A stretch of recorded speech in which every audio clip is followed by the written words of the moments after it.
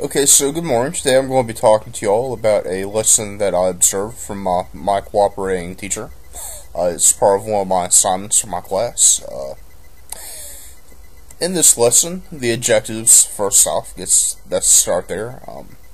She tells me that her objectives pretty much are to teach what the SOLs require for the students to learn about. In this particular case, we were talking about the American Revolution, so we were talking about Saratoga as the turning point for the war, and Yorktown being the battle that pretty much ended the war in America's favor. I don't know that she's necessarily happy about the fact that this is what she teaches, but she accepts that, and she definitely teaches that.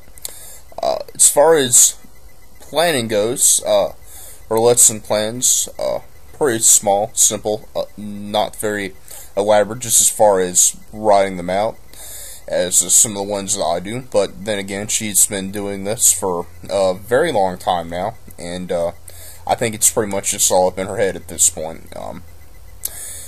So, as far as strategies, she uses a lot of different strategies to bring out student interaction and just kind of get them on different levels. She uses an interactive note-taking system where on the right side she reads out the notes for them and they read them, so you get both the reading and the auditory as well. Then they mark those up looking for vocabulary words, underlining important parts of the text.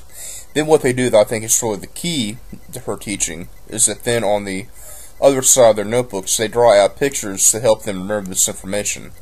This activates, this gets students thinking actively. They think about what they would draw to show that. This just also gets them interested in it because it's drawing. It's something that is a little less boring, so to speak, I guess, than just listening to the teacher talk and following along and taking notes. And she lets students usually talk with the people around them about what they're going to draw.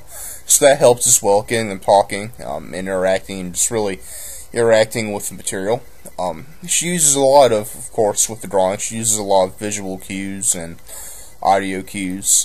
For this particular lesson, she also supplemented it with a Liberty's Kids video. It's basically a cartoon series with a few people who are kind of sort of just having to be following along and seeing all the major events of the American Revolution. So that I think really helps to just nail it home to the kids, again hitting them different ways with auditory and visual, something that's going to kind of get them, draw them in, get them interested, and also I guess just kind of gives them a bit of time to not be worrying about taking notes and just to kind of keep them into it, not have them get out of it with too much note taking, just kind of sort of keep their attention.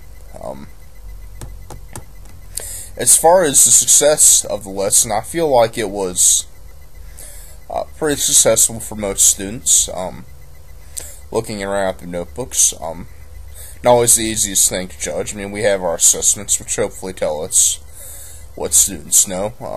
As far as particular students being successful or not, I don't know. I think speaking generally from her lessons, the biggest determinant there is just how generally